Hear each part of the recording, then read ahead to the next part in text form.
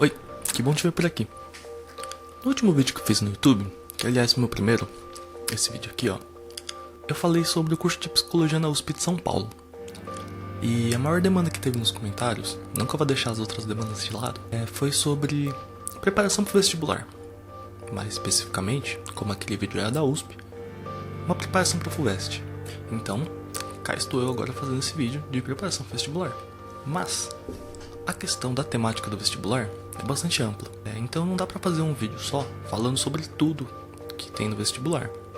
Até porque ia ficar bastante maçante, e a ideia, como eu já falei no outro vídeo, desse canal é fazer vídeos curtos, para que a gente possa aos poucos ir assimilando alguns conhecimentos, levantando as demandas, levantando discussões. E é por isso que eu decidi fazer esse primeiro vídeo sobre vestibular, falando um pouco de uma maneira bem geral, para dar uma visão bem mais ampla sobre a questão de preparação, o que significa uma preparação para o vestibular. E depois eu vou fazer outros vídeos, de acordo com as demandas e de acordo com o que for mais importante. Sendo assim, eu separei 5 pontos que eu acho que são importantes quando a gente vai falar de preparação para o vestibular. Mas nesse vídeo eu vou focar no ponto 4. Isso porque os pontos eles estão alinhados de 1 a 5 de maneira gradual. Ou seja, eles são lineares, você vai fazendo um de cada vez e tendo feito o anterior bem feito, os próximos eles vão ficar mais fáceis e mais bem feitos. Então, eu vou falar rapidamente aqui os 5 pontos e por que eu escolhi falar do 4 nesse vídeo. Os 5 pontos são: 1. O curso que você quer estudar, como você vai escolher. 2. Onde que você pode estudar. 3.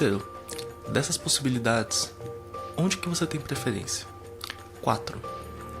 O que significa estudar para o vestibular? Como que você se prepara para fazer uma prova? E 5. E no dia da prova, o que é bom você fazer? O que é bom você levar? O que você não deve fazer no dia anterior ou na semana anterior? Pois bem, você já deve ter reparado que cada um desses pontos daria para fazer mais do que um vídeo só, para a gente levantar as coisas mais importantes sobre cada um, pensar o que é mito, o que é polêmico, o que funciona. Só, por exemplo, o primeiro ponto, escolher o curso, já é uma coisa muito difícil, muito importante. Eventualmente a gente vai falar disso. Mas nesse vídeo aqui, eu vou falar do ponto 4, porque eu já estou supondo que as pessoas que estão assistindo esse vídeo estão querendo se preparar para a FUVEST. E porque, além disso, eu entendo que quando as pessoas pedem preparação vestibular, o que geralmente vem na cabeça é essa parte de estudos, técnicas de estudos, o que no caso eu fiz para conseguir passar, então o que eu daria como sugestão. E como esse aqui é o primeiro vídeo que eu tô fazendo sobre vestibular, decidi entrar nesse ponto que era o ponto que parecia que era o ponto de maior demanda das pessoas. Mas eu acho que é importante nos próximos vídeos falar sobre essas outras questões que envolvem a preparação para o vestibular, que são tão importantes quanto, às vezes até mais. Eu falo isso porque eu troquei de curso, então eu acredito que é bastante importante essa parte de você sentar e tentar decidir. Às vezes não por si só, né? Às vezes você vai ter que fazer uma orientação vocacional, algum curso específico. Não é fácil, mas vale a pena. Então vamos lá. Vou falar das técnicas que eu fiz para conseguir ir bem no vestibular da FUVEST e ir bem nos vestibulares em geral. Eu não gosto muito de ficar falando sobre pontuação e sobre colocação, porque eu acho que as pessoas não deveriam ser escolhidas com base na sua nota, porque eu acho que nota não define muita coisa. Aliás, define quase nada. Define quem teve maior oportunidade de estudar, define quem teve uma memória melhor, define quem teve mais sorte no dia da prova, define quem não teve dor de cabeça no dia da prova. Então, elas não dizem nada sobre o valor de alguém, né? Da personalidade de alguém, dos princípios de alguém, que são as coisas mais importantes. Mas, como esse aqui é um vídeo para vestibulando, e infelizmente o vestibular ainda é com base em nota, com base em colocação, com base nessa competição muito grande, eu acho que é importante falar um pouco dessa questão de pontuação para dar um parâmetro. Porque quando eu estudava para o vestibular eu ficava procurando bastante, às vezes nos grupos de Facebook, ou tentando falar com algum veterano que era amigo de algum amigo, para ver quantos pontos ele fez no Enem, quantos pontos ele fez na FUVEST, qual colocação que essa pessoa ficou, para ter mais ou menos uma noção de onde que eu tava, né? Porque, por exemplo, Se a primeira pessoa que passou em psicologia acertou 80 questões na FUVEST e eu tô acertando 70, é um bom sinal. Então nesse ponto eu acho que vale essa comparação, mesmo que eu tenha várias ressalvas com essa questão de comparação, porque geralmente comparar com os outros faz muito mais mal do que bem. Só nesses casos muito específicos, por exemplo, do vestibular, que é bom ter um tipo de parâmetro para você conseguir ver onde que você tá naquela linha que você tem que estar dentro daquele timinho que vai passar pro vestibular. Eu fui procurar nos meus arquivos e acabou que eu não tinha nenhuma tabela com as minhas pontuações. Então eu fui procurar na internet, na área de candidatos e de cada vestibular que eu fiz. E depois eu acabei indo comer, e aí ficou um pouco tarde, agora eu já tô com um pouco de sono, mas como eu comecei a fazer o vídeo, eu acho que é bacana terminar. Eu vou colocar na edição as pontuações aqui na tela, e eu espero que com base nelas você consiga planejar melhor os seus estudos, porque aí você vê o que você já tá mais tranquilo e o que você ainda precisa estudar um pouco mais. Claro, essas pontuações, elas são de 2018, então pode ser que... Pode ser não, é certeza que vai mudar as pontuações, mas a flutuação geralmente não é tão grande. E eu passei com um pouco de folga nessas universidades. Eu vou colocar da Unesp, da Mackenzie, o Enem, né, que é o SISU, aí você entra em várias universidades. Se você for fazer particular, aí você consegue bolsas e outros tipos de desconto. Eu acho que o ProUni também funciona assim. E o Enem também, através do SISU, tem faculdades, e aí no caso a psicologia da USP entra nessa também, ela tem as cotas. Então, se você conseguir fazer essas pontuações, é provável que você vai conseguir entrar na faculdade que você deseja. Também, pra você ter uma noção, quando eu digo que eu passei com um pouco de folga, no Enem eu não cheguei a ver as posições que eu fiquei, porque eu já tinha passado na USP, e aí eu não me cadastrei no SISU pra entrar nas outras vagas, porque aí eu ia pegar o lugar de alguém na primeira lista, né? E aí essa pessoa ia ter que ficar na lista de espera. Eu pensei que isso aí não era bacana, né? Ia ser uma coisa mais pro ego, assim, sabe? E aí eu acabei não vendo as posições que eu ia ficar no Enem. Só que na Unesp eu fiquei em nono, na FUVEST eu fiquei em 12º e na Mackenzie eu consegui ficar em primeiro. E aí depois talvez eu vá usar como clickbait, assim, algum vídeo próximo pra falar sobre vestibular e sobre essa questão de nota e como que essas coisas não querem dizer muita coisa, assim. Porque... Claro, eu me preparei, mas eu não me sentia preparado. É uma história que talvez depois eu conte. Acho que vale a pena, assim, pra dar um pouco mais de segurança pra quem tá se sentindo inseguro. Então eu vou partir do princípio aqui que você tá querendo estudar pra FUVEST. Eu posso fazer depois pros outros vestibulares, mas eu acredito que a maioria do pessoal que tá me assistindo aqui tá interessado na psicologia da USP. Então qual que foi a estratégia que eu fiz pra estudar pra segunda fase? Primeiro, eu tive que descobrir o que funcionava melhor pra mim. Eu vou procurar um vídeo, tomara que ainda esteja disponível no YouTube, que eu assisti e me ajudou bastante nessa questão de... Será que eu tô fazendo os estudos renderem? Porque a gente não tem muito como marcar se o estudo tá rendendo ou não, a não ser pela prova, né? Quando você faz um simulado ou quando você faz uma prova anterior. Os outros tipos de método, que são quantas folhas de resumo eu fiz, quantas horas eu estudei, quão cansado eu estou, quantas redações eu fiz. Esse tipo de estudo, que é mais quantitativo do que qualitativo, óbvio, vai trazer resultados, mas eu acho que o cansaço e o sofrimento que você vai acabar tendo, eles não são incentivadores. Você começa a ficar desmotivado e sem vontade, às vezes, de estudar. Até porque, a gente tem que ser sincero, não adianta falar que eu amo estudar, porque estudar é uma delícia. Estudar é um processo difícil, é um processo trabalhoso, e é bom que você tenha isso em mente. Porque se você tá se sentindo cansado, tá se sentindo tenso, é normal. Não é que você é uma pessoa que não nasceu para estudar. Todo mundo se sente assim. E aí que vem essa parte de você aprender qual é o método que funciona melhor. E o que eu quero dizer com funciona melhor? Qual método que você se cansa menos e que você consegue estudar com mais qualidade.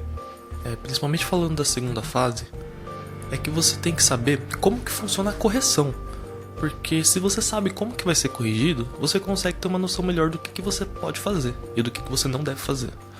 Por exemplo, lá na FUVEST, em uma reportagem que eu vou também deixar o link, que eu achei que é bem antiga, mas eu acho que não mudou muito o jeito de correção, porque o Enem, na parte da redação, também funciona assim. São 2 corretores que vão ficar responsáveis por cada resposta de cada candidato.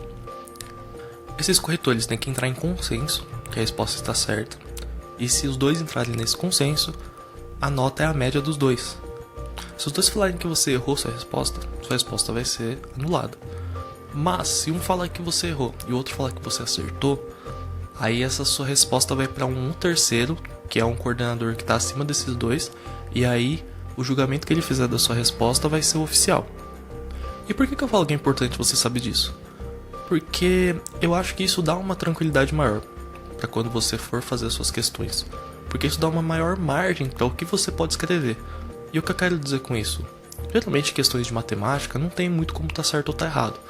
Mas, por exemplo, no vestibular de psicologia, tem questões de biologia e de história. E às vezes, nessas questões, é muito comum você poder explicar de vários jeitos alguma coisa. Fora as questões de literatura e de português, gramática, que são também bastante abertas às vezes. E por que eu digo isso?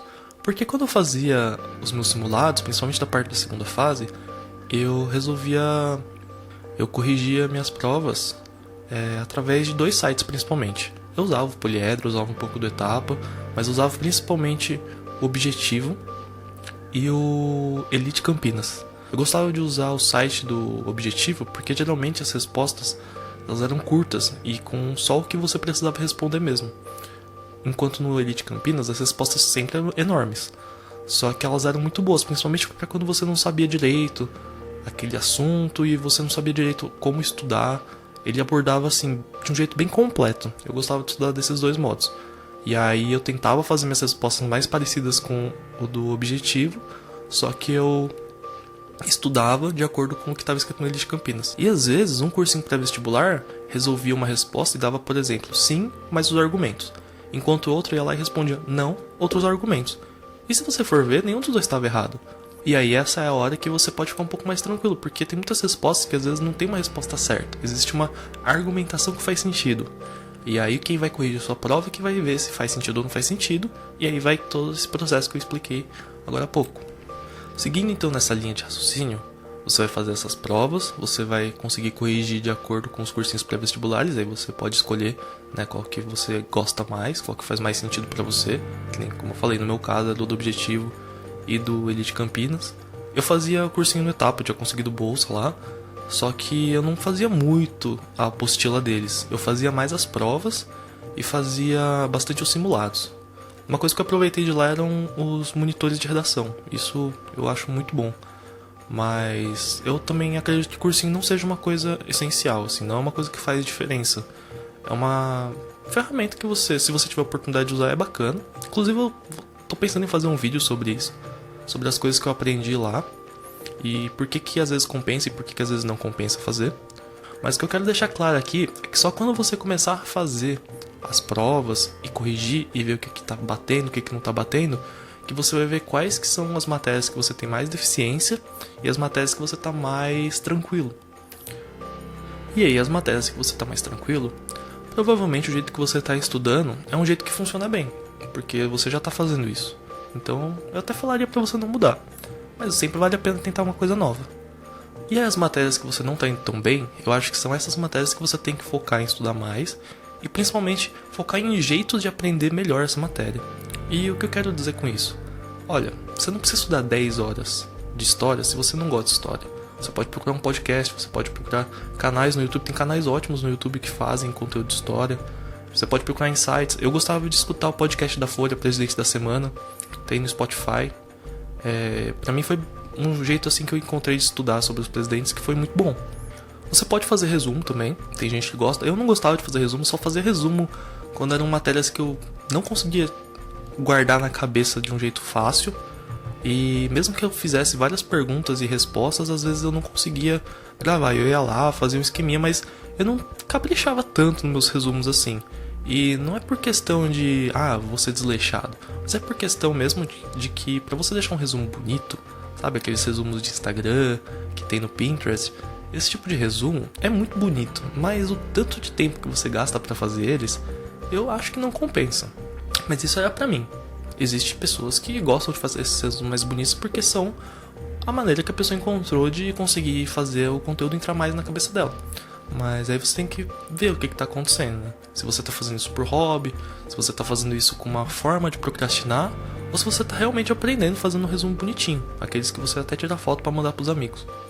Outro exemplo, eu gostava de estudar biologia pelo site e pelo canal do professor Jubilu. Eu não sei se agora tá sendo pago, mas na época os vídeos eles eram todos gratuitos e lembro até hoje que eu aprendi o ciclo de Krebs bem só com esse cara. Então, recomendo assim também. Mas, isso é minhas recomendações, são as coisas que deram certo pra mim. Eu sou uma pessoa diferente, então a única pessoa que vai conseguir fazer que você ache o melhor jeito de você estudar é você. É tentativa e erro. Não é fácil, mas esse é um tipo de conhecimento que vai ser útil não só pro vestibular, vai ser útil pra sua vida inteira. Porque quando você aprende a estudar, aprende a aprender do jeito que funciona pra você, isso vai funcionar pra todas as outras coisas que você vai fazer na sua vida. Quando você for, sei lá, montar um computador, ou aprender a cozinhar de um jeito diferente, ou aprender sobre qualquer coisa, design, arquitetura, arte, você vai aprender do jeito que funciona melhor pra você.